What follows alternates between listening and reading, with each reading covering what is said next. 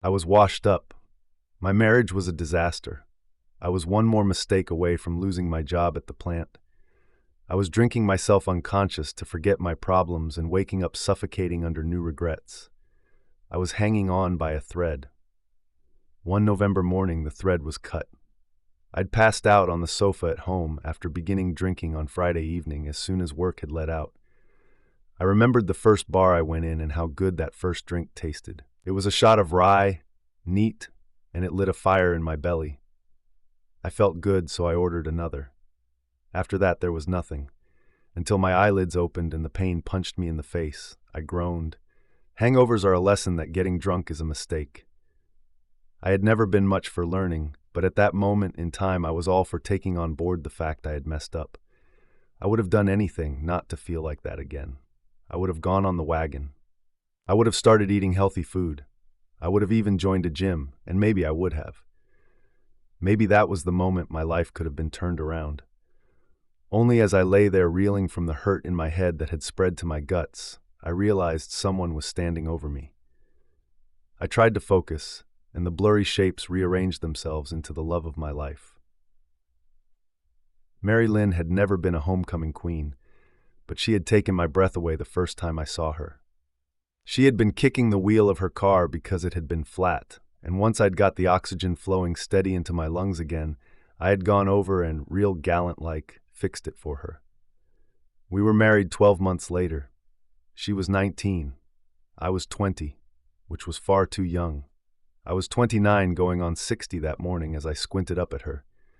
I braced myself for her to start yelling at me, which was the main way we had been communicating for a while.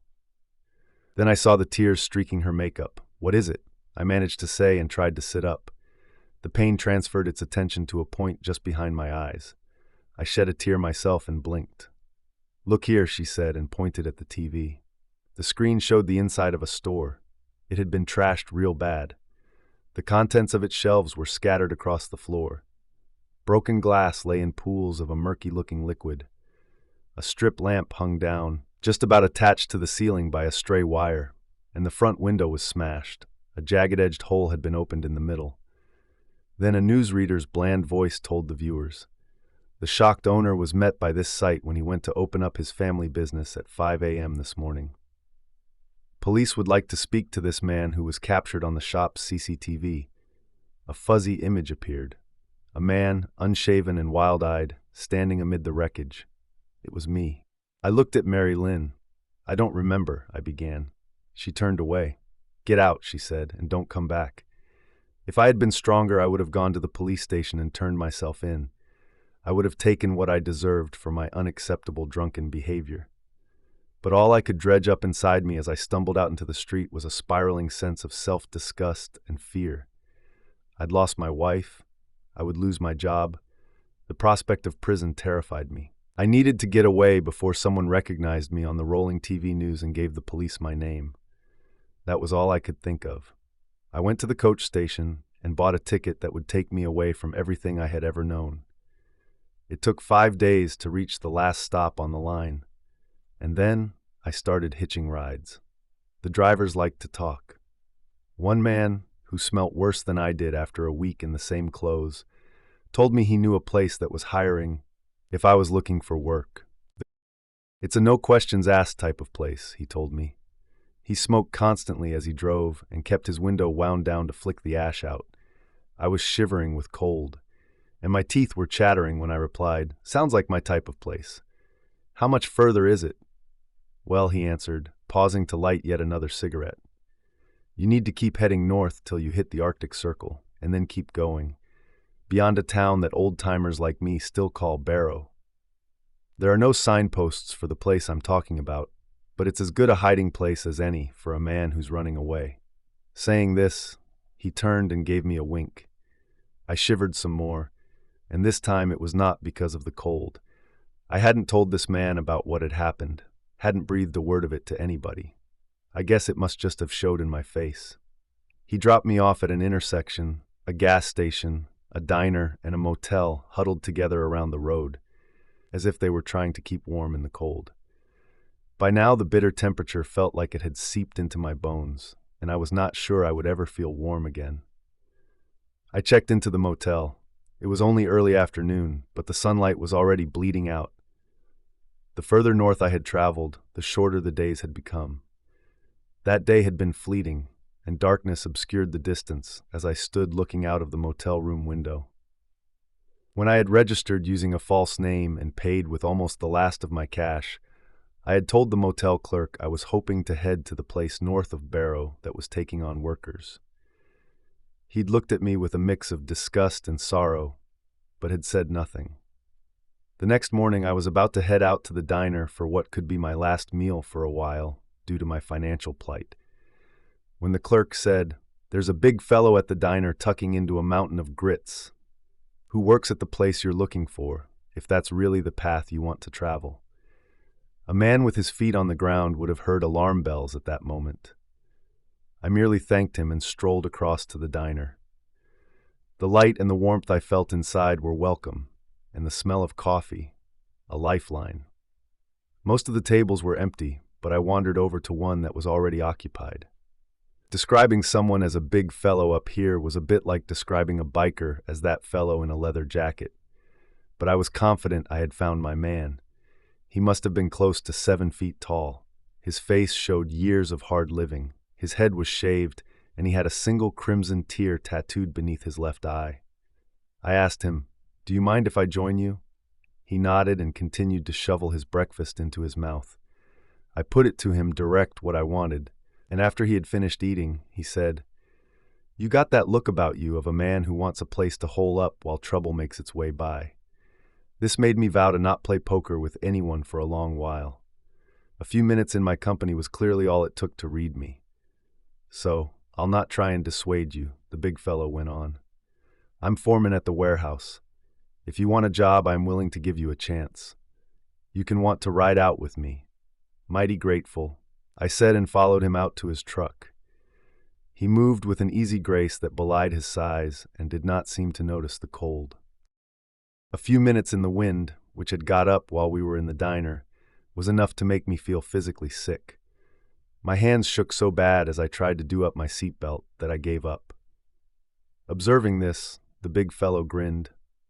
"There's an old fur-lined coat in the office at the warehouse. If it's not got up and walked out due to all the fleas living in it, you can borrow it." I smiled. I was so cold my face muscles were locking up, so it probably looked like a grimace. The big fellow kept grinning and started the engine. We drove through the darkness. There was a brief interlude of daylight, and the landscape it revealed was bleached of features. This was a barren, snow-covered land. Darkness soon returned, and the big fellow turned the headlights onto full beam. After long hours, lights came into view in the distance. As we came closer, I saw they were coming from a building. It was vast. The lights were fixed into the ground and ran the length of the building as far as I could see. There was nothing comfortable or welcoming about this display. We rattled to a stop in front of the building, and the big fellow turned to me.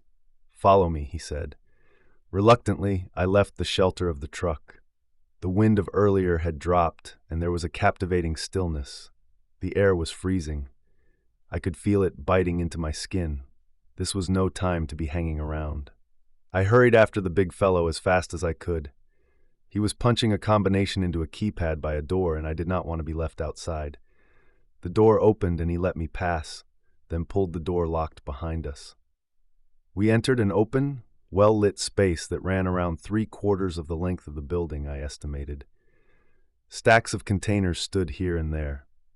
There were no other people around, and as I kept pace with the big fellow, our footsteps were the only sound. At the end of the open space, we reached a partition wall. He punched in another code by another door and stepped through. A series of small rooms lay on either side of a narrow corridor. "That's my office," the big fellow said, pointing at one of the doors. A window opened out onto the corridor, and I could see a desk and chair, folders, books, and drawers. No sign of a laptop or other electronic devices. A whiteboard was covered in writing, divided into columns by hand-drawn lines. I was about to ask what exactly it was they did at the warehouse, then remembered what the man who had first told me about this place had said. It's a no-questions-asked type of place, and the big fellow had not asked my name, had not asked for a social security number, anything. I figured I needed to return the favor if I wanted to work there.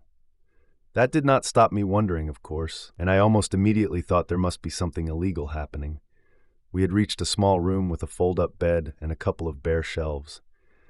"You'll be sleeping here," the big fellow said. "Try and get some rest. You'll be pulling 12-hour shifts, and the first one starts in under 6. I'll leave that coat just outside." With that, he headed off. I lay on the bed and did not think I would get a moment's sleep. My mind was racing about exactly what shady things were taking place. Was I at a distribution hub for hard drugs? Or maybe their stock in trade was illegal weapons, or chemicals sold in bulk and in no way approved by the FDA. Whatever was going on, the location meant there would be no prying eyes. It felt to me, though, as if the warehouse was locked up for the winter. Come spring, the network would reopen. But for now, the building was still enveloped in a wilderness beyond which a different world existed. One of bustling cities and the internet, of Friday night drinks and shopping malls. One which was just a memory. "Rise and shine, boy," a voice said, and I opened my eyes. I must have drifted off after all. The man who was standing looking down at me appeared to be in his 40s. He wore a long coat which reached down to his calves. His hair was completely gray. A fat scar ran the length of one of his cheeks. As with the big fellow's tear tattoo, no questions meant. How he got this had to remain a mystery. That was probably for the best, I decided. Now I had had time to think. I was realizing what a jerk I had been, running all the way out here to this strange place because I had panicked and freaked out. Before I had been looking at charges for criminal damage, something like that. I was no lawyer. But now I had the feeling I was a bit part player in some major operation. As soon as I could, I would get out of there. Get myself home and face the music. Scarecheek clearly did not share the big fellow's habit of smiling easily. "You going to shift it, boy?" he said with a sneer. "I've got to show you the ropes before I get my head down. Come on." He pointed one of his thumbs at the door. I went with the flow. He took me outside where he started by showing me the generator sheltered around the rear of the building. "This beast is more important than your mama," he told me. "It's connected to a control panel inside where we set the levels for the exterior and the internal lights. And without it, we got no light. Apart from in the hours of daylight, I chipped in." He looked at me like I was a complete idiot. "Boy," he said, "we are in the polar night now. The sun is set for the last time for 2 months, and it will be dark 24 hours a day for the next 67 days. I wrapped my arms around myself. I was mighty thankful for the coat the big fellow had left for me. It was worn and filthy, but it was furlined and had taken the edge of the cold when I had first stepped outside. As I took on board what Scarecheek had said, the comfort offered by the coat seemed to fall away. There was no way I could handle 2 months of darkness, apparently oblivious to my growing misery, but more likely, simply not caring. Scarecheek began to list a daily routine of maintenance checks I would have to do. Then he said, "And when the road can be used again, what?" I spluttered. Again he gave me the "what kind of fool are you look" and said, "We're going nowhere until the sun rises again in January." He carried on giving me my instructions, but I was no longer listening, and by the time he left me to begin my shift, my mood was as bleak as my surroundings, and I worked through my checklist without paying much attention to what I was doing. One of my tasks was to do a manual check of all the exterior lights. I stepped outside to be met by the glare of the lights. They showed the face of the building in all its grimness, and reached out for dozens of feet across the empty, snow-covered ground, illuminating nothing. I began to trudge around the building. I started off by trying to walk with the wind at my back, but soon abandoned that. The way the wind swirled meant my face kept being exposed, no which way I turned. It was cruel. After what felt like an age of this punishment, I had almost completed my circuit of the building and was getting up the courage to take a hand out of my coat pocket to enter the door security code when I thought I noticed a movement in the distance. Was there something out there skirting the edges of the lights? Yes, I caught sight of a silhouette, a shape moving rapidly on all fours. It must, I guessed, have been a wolf, or maybe a bear. I had no idea what kind of creatures lived in this bleak and freezing wilderness. Mean ones, I decided, and not ones I wanted a close encounter with. I turned to the keypad and hurriedly punched the code in. Back inside, I was working through the rest of the list when the big fellow walked up. I noticed he had a holster on his belt and wondered why anyone would be carrying out here. Once more, though, no questions won the day. He smiled at me and said, "Glad to see you doing such a great job." "Sure," I said morosely, "though I wish you'd told me I would be stuck here for months." He smiled. "You will make a good wage while you're here," he said, "and with no channels to communicate with the outside world, there will be no one hassling us. I would have thought that suited you just fine." "Yeah," I replied. "We're living the dream, the three of us, and whatever it was I saw outside." The smile stayed on his face, but there was a harder edge to his expression when he said, "They're a creature that's particular to these parts. I've only ever seen them from a way off, but even so, I would say they are ugly. They hide from the light and embrace the darkness. Now there is no natural light because of the polar night. They roam freely through the wilderness." I was really not liking the sound of this, so much so that I ditched the no questions approach. "Are they dangerous?" I asked. "Not as dangerous as one of these," the big fellow said and patted his holster. "And now the polar night is set in, you should be properly equipped. Come with me and I'll get you kitted out." "Thank you," I said quietly, uncertainly. A while later, my shift over, I trudged back to my sleeping quarters. I passed Scarecheek, who was just beginning his shift. "You should have warned me about the creatures," I muttered. A sneer drifted onto his face before he told me, "They won't come near you while the lights are on. And if there's a problem now, well, you can just draw and aim. They are critters and we are men. We are the alphas. You got that, boy?" I glared at him but did not reply. He laughed to himself and added, "Now, me and my best friends are going to check on the generator." Like a desperado in an old cowboy movie, he swept back the sides of his long coat and I saw the pair of holsters attached to his belt. Then he carried on his way. I was frustrated with the big fellow, and I was really starting to loathe Scarecheek, and I was only one day into the polar night. I managed an hour's sleep in total and felt like a total wreck as I started my second shift. I began by checking the exterior lights. Each glowed reassuringly as I walked past them, till I reached the last one, which was flickering. I tried to think back to what Scarecheek had told me I should do if this happened, and drew a blank. He must have run over this while I was feeling sorry for myself and not listening. I tapped the perspex casing of the light with my knuckle and told it not to disrespect me. "I'm the alpha boy," I said. Somehow my tapping had done the trick, and the light went back to emitting a steady beam. Laughing at how low I had sunk, I decided to go and find the big fellow and tell him what had happened. Maybe there was a problem which needed a proper fix. I made my way to the door and was just about to enter the security code to open it when the faulty light flickered once again, then went out completely. Then the one next to it did the same. "Damn," I said, then stood and watched open-mouthed as one by one all the lights I could see died, leaving me in the dark. And I wasn't alone. There was something moving out there, one of the creatures. I was sure of it, unless it was my imagination. I told myself to focus. All I needed to do was enter the security code, then I could head inside, find the big fellow and Scarecheek, and one of them would know what to do. Only I couldn't see past the tip of my nose. I would need to do this by touch. Not a problem, I assured myself, and pressed what I thought were the right keys. Nothing happened. I swore under my breath. Turned around. I'd heard a new sound, snow crunching underfoot. Underpaw, I corrected myself, which really did not help. I returned my attention to the keypad. I was shivering badly now as well as operating blind. I pressed again. There were 5 numbers, and then the hash key. Wrong again. I cursed. Hellfire. Tried to enter the code a 3rd time.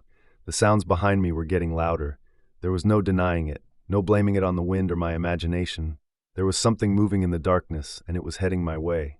I placed my fingertips on the keys. They were cold metal. So cold it felt like they were burning my skin. I ran my finger along the keys, ignoring the pain, and counting out where I was, and one by one pressed the numbers, ending with the hash key. There was a click. I turned the handle, and the door opened. I exhaled, stepped inside, smiled. The lights were still on in here. I began to run, began to shout. The lights have gone off outside. The big fellow was the first to appear. Slow down, he said. What are you saying about the lights? Flickered, I gasped. Went out, then back on, then nothing.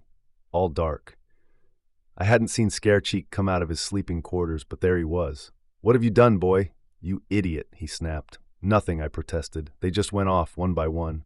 The big fellow held up his hands. Easy there, he said. It will just be a glitch. Some problem in the system which can be easily fixed. I nodded. That sounded good to me. Problem sorted. Then I remembered. There was something out there, I said. It was coming towards me. Ah yes, the creatures, the big fellow said. Let's not worry about them. They will keep to the darkness outside and not try and come in here while the inside lights are on. He smiled his by now familiar smile, and I started to feel better. Then he added, and of course, because the doors are closed, they can't get in anyway.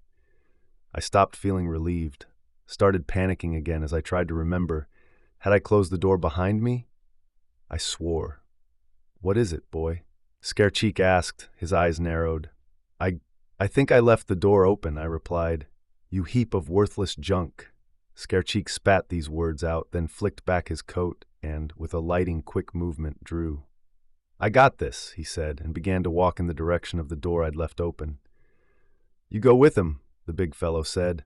Give him back up. I'll be along in a minute. Then he ran towards his office. I did the last thing I wanted to do. I headed back towards the open door and the things waiting in the darkness.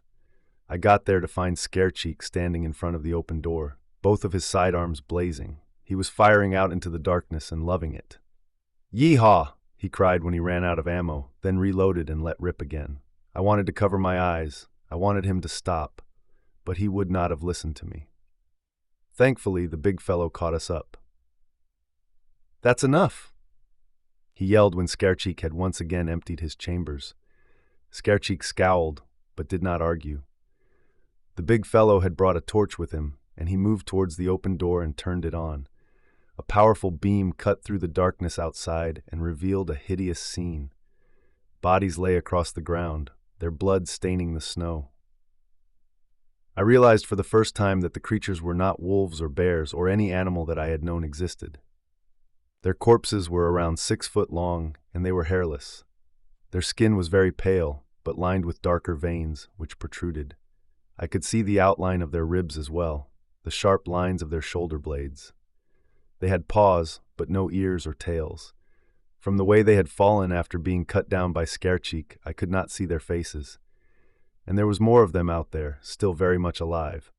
I could make out dark, restless shapes, keeping just out of reach of the torch beam. You killed them, I whispered, horrified. I sure did, boy, Scarecheek replied.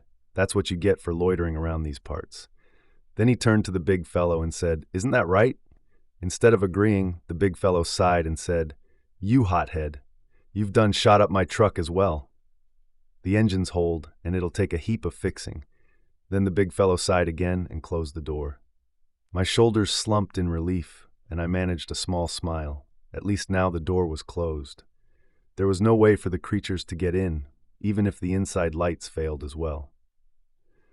Let's go see what the problem is, the big fellow said, and I was happy to follow him. The control panel was on a wall at the far side of the main open space, just before the partitions began. Thousands of switches and dials were set into it. The big fellow studied it, then frowned. It's a connection issue, he said. Most likely a cable has come loose. I jumped in with a question laced with hope. But we can fix it? We sure can, he answered. Once the connection is back, all you need to do to make the lights come back on is flip this switch here. He placed a hand on a red lever in the center of the panel. It is really simple. Great, I said. So where's the loose cable? Outside, he replied. My guts tightened, and all of a sudden my mouth was so dry I could not swallow. When I said, What? The word came out so quietly I doubt either of them heard. They were already busy anyway. Scarecheek was reloading, and the big fellow was bringing out 2 more of the torches and holding them out. I wanted to protest to say, There is no way I'm going out there, but instead, I meekly took one of the torches from him. Once again, I must have been broadcasting my feelings. The big fellow looked down at me, looked me in the eye and said, Has anyone ever told you you have a negative attitude? Scarecheek chuckled at this. I had no reply and trailed after them as they headed back to the door that had been safely closed 15 minutes before. It opened silently, and holding their torches in front of them, they stepped out. I followed. The first thing I did was almost fall over one of the corpses. I steadied myself. Move in circles as you walk, pointing your torch forwards, the big fellow told me. That way the creatures will keep their distance.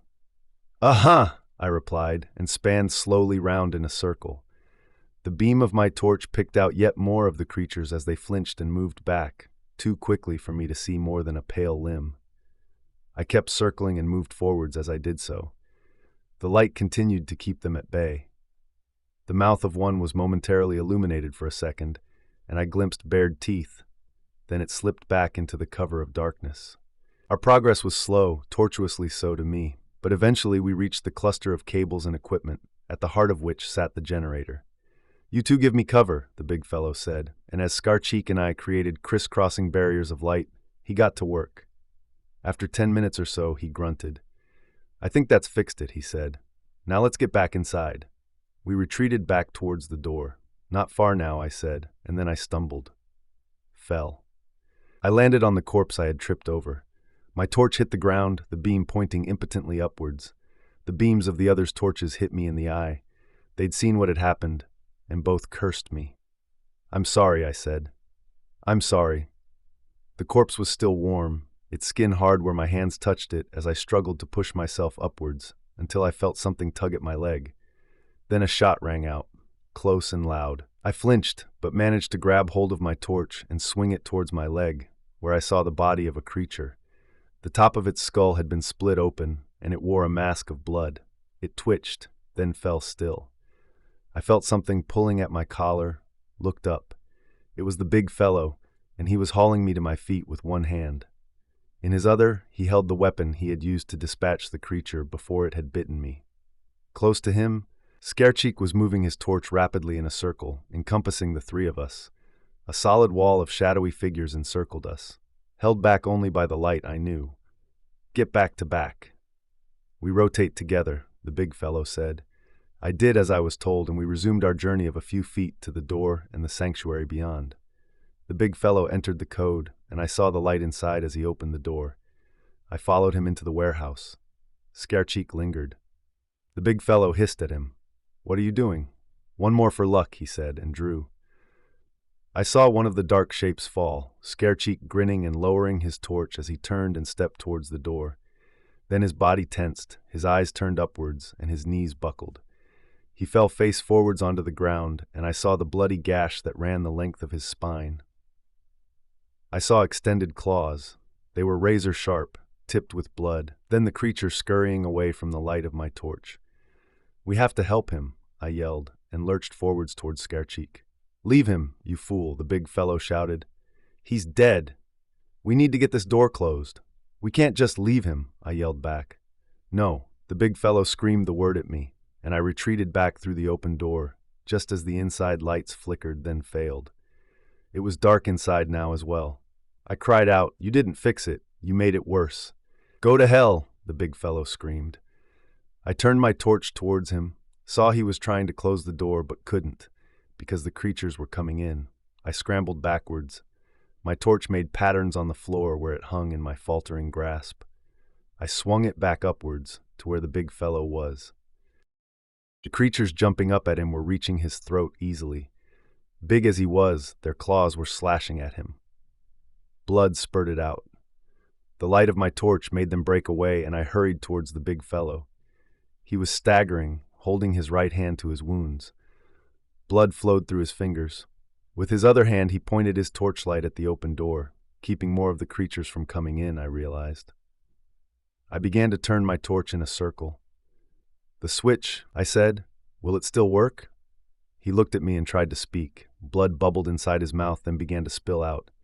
His legs buckled, and he fell. I stood there helplessly and looked down at his body.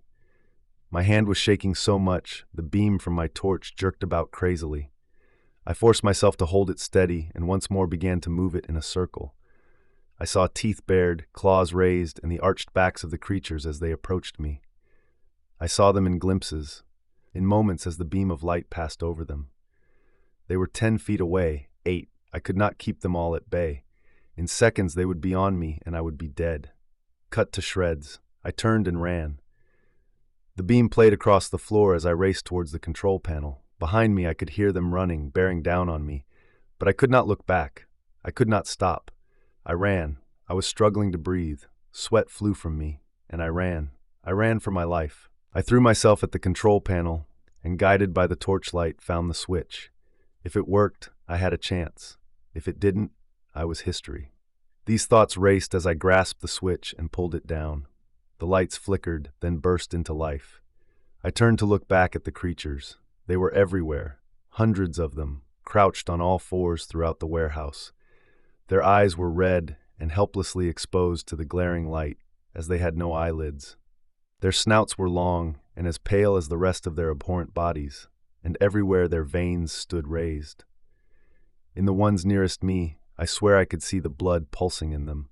They bared their teeth, reared up, but they were raging now at an enemy they could not overcome. The light. And they rushed from the warehouse, scrambling over each other to get out. I waited till the last one had gone, then made my way back to the open door and stepped outside. I could see the lights around the exterior of the building were working again, and the creatures that had come so close to taking my life were almost out of sight. That was 2 weeks ago. It is December the 2nd, and I walk through the deserted warehouse, the light illuminating my every step, and all I have left to do is think. The polar night ends on January 23rd. The sun will rise. There are still 51 days to go till then. Outside, the darkness waits. If these stories creeped you out, make sure to smash that like button and hit subscribe for more spine-tingling content. Stay safe out there, and remember, sometimes the scariest things are hiding in plain sight. Thanks for watching, and I'll see you in the next story.